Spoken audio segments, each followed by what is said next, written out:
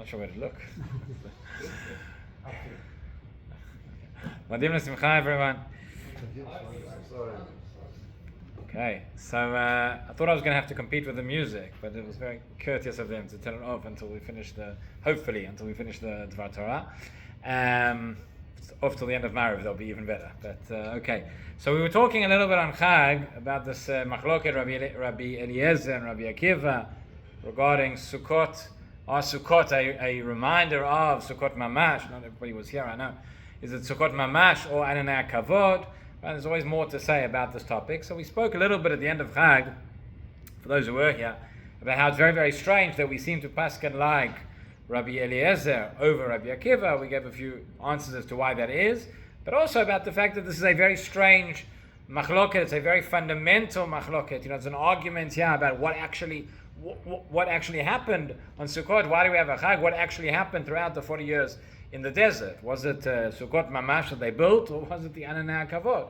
That seems to fly in the face of everything that we know. So one very simple resolution, which is brought in a number of them in Farshim, the Arugot HaBosim that I quoted on Yom Tov mentions this as well. I think it's also the Netziv, and a number of other Mefarshim say there's not really a machloket b'metziut between Rabbi Eliezer and Rabbi Akiva as to what happened.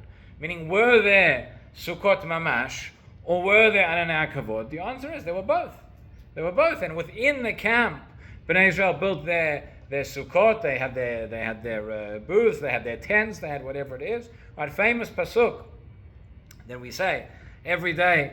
Well, it's printed in the Siddur at the beginning, at least. When we walk into shul every day, we say Ma tovu alecha Yaakov mishkanotecha Yisrael. Right, those famous words that was said by Bilam, tried to curse and ended up blessing. But he's talking about the modesty and the privacy of Am Yisrael, right? The fact that the tents were not aligned, the entrances one to another. In other words, whatever within the encampment, whatever they had, call it Sukkot Mamash, call it tents or whatever, there was something there. And then beyond that, surrounding the entire camp as well, you have the Ananei Kavod, right? Ananei Kavod certainly were there. We have Psukim about it, we have Midrashim about it, etc. And maybe the connection between the two is precisely that in the merit of, we know the Ananei Kavod, we had three miraculous features that accompanied us in the desert. There was the man, there was the be'er, Ananei Kavod. Each one, and the Gemara in Masechet Tanit says that there were three great leaders of the Jewish people, and there were three miracles, and each one was in the merit of one of them, right? We had Moshe, Aaron, and Miriam. So the Ananei Kavod, the Gemara tells us, were in the merit of Aaron HaKohen. Aaron HaKohen is the one who brings peace amongst the encampment, brings peace between people. Ohev Shalom, Vrodef Shalom.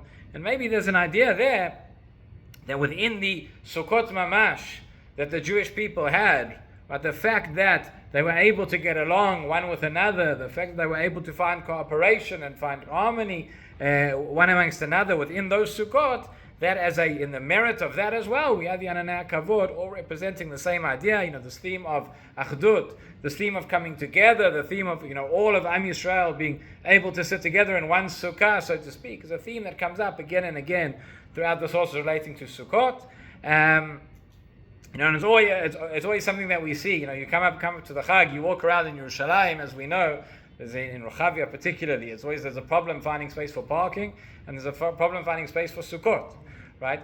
And it can be, on the one hand, sometimes it can get very, very ugly. It can get very, very, this is my spot, no, this is my spot, this is, I'm in my Sukkah, I don't want to hear you making the noise from your Sukkah, etc. That's one way. But it can be an opportunity for different people to come together, and it can be an opportunity to give up a little bit one towards another, to be a little bit more open and a bit more accepting, and invite other people in. So that is a theme that emerges from the Sukkot, and that may be the connection between the two. That the Sukkot, it's in the Zchut, in the merit perhaps of the Sukkot Mamash, that we're able to have those Ananei Kavod as well. That's one idea that comes up.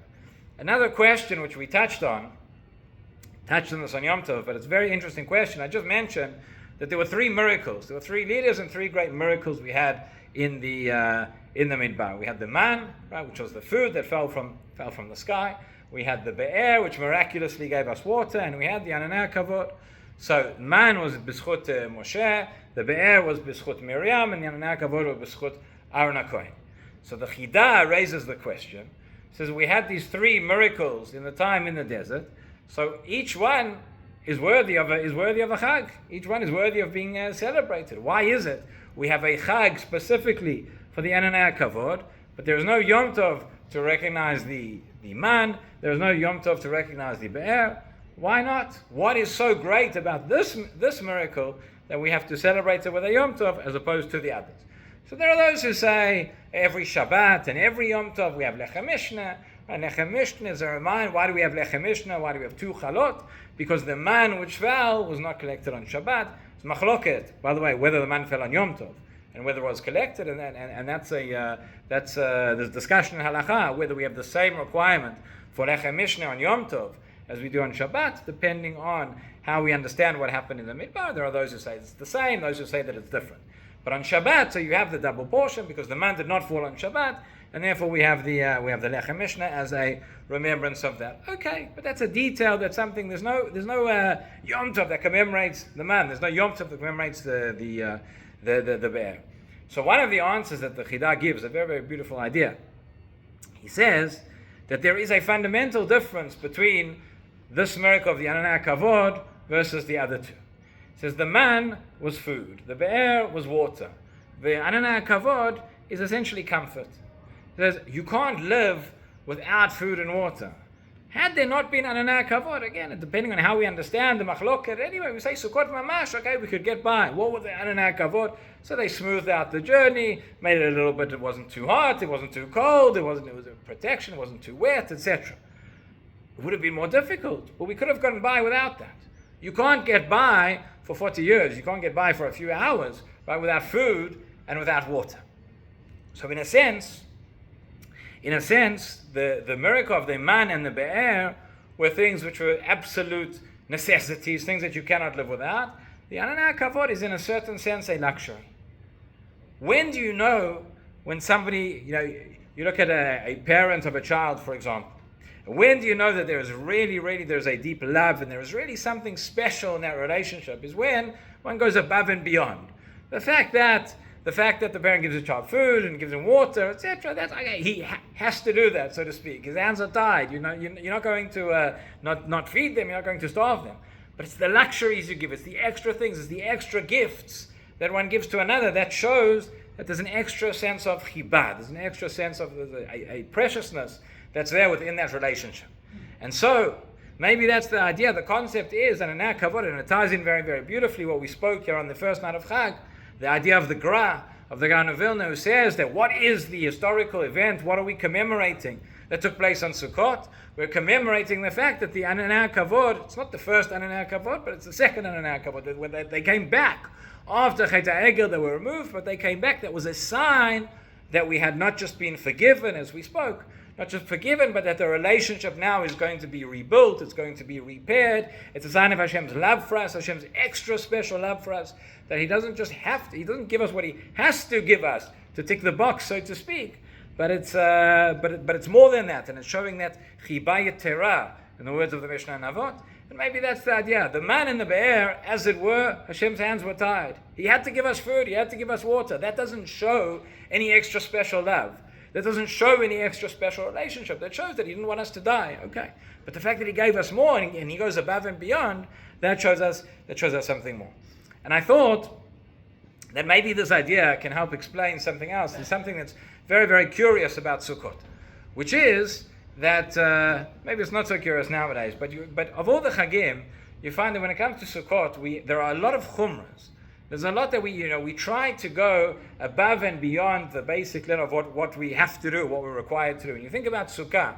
So Sukkah has got an exemption that we don't really find by any other mitzvah, right? But we find a mitzta'er patur min Sukkah. If it causes you a little bit of discomfort, if it's it's uncomfortable, it causes you a certain amount of distress, so you are exempt from the Sukkah. But more than that, we know that when it comes to eating, for example, so achilat keva, we've discussed, it's actually a very interesting question, comes up in our days. What is achilat keva? Right? But a meal, and a full meal for our purposes, say with bread and mezonot, you have to eat inside the sukkah, as we've discussed. But achilat arai, somebody's having a snack or not a full meal, whatever. So you could eat outside the sukkah. More than that, there's a whole sugya I won't get into now in the 3 minutes that we have left, but of Holchei Drachim, people who are out on a journey, or people who are walking. If you're on a tiyul, for example, question always comes up. You're on a tiyul, and everybody's always looking for where's there a kosher sukkah to eat. You could say, right, the whole mitzvah, the whole concept of sukkah is tishvu kein taduru. You have to do in the sukkah, as we've discussed, what you would normally do in your house. So throughout the year, a person goes on a tiyul. You don't wait until you get back home before you eat. Right? You're eating all the way. You're eating in the car. You're eating when you get there. When you get back, especially if you've got kids with you. You don't stop eating. The tiyul is just, that's a side point. But the main thing is the eating. So you're eating all the time. We eat all the time. All of a sudden on Sukkot, we come along and everybody says, it could be, according to the letter of the law, you're exempt. Just as you would eat outside. No, there's got to be a kosher sukkah. Where's there sukkah? Yeah, sukkah there. We won't eat mezonot. We'll have shakol. We'll have whatever. We're very, very machmir on this. Okay, and I'm not saying we shouldn't be. But where did this come from? Maybe where this comes from, this is exactly the same idea, but it's the idea in reverse. The whole point of the sukkah, the whole point of the Ananah Kavod is that HaKadosh Baruch Hu is showing us Chibaya Terah. HaKadosh Baruch Hu is saying to us, I'm not just checking the boxes, as it were. I'm going above and beyond. So we want to reciprocate. We want to say this is a Chag that represents, we're commemorating the miracle, not of what Hashem had to give us, so to speak, but what He wanted to give us, what He wanted to do, the extra. The way that we can reciprocate, the way that we can show we really want this to work, we really want to be part of this relationship. We'll do the extra as well. So we have a certain basic mitzvah, we have all sorts of exemptions. We don't want the exemptions. We're not looking to be patur. We're going to go above and beyond. We're going all still, of course, within the confines of halakha, but we're going to go above and beyond, do whatever we can to show that really it works in both ways. The chibaya terah that comes from Hashem towards us, and Bezrat Hashem, hopefully that chibaya terah that comes from us back towards Hashem as well. חנניה בן הקש אומר שהקדוש ברוך הוא לזכות ישראל לפרח בעלהם תורה מצוות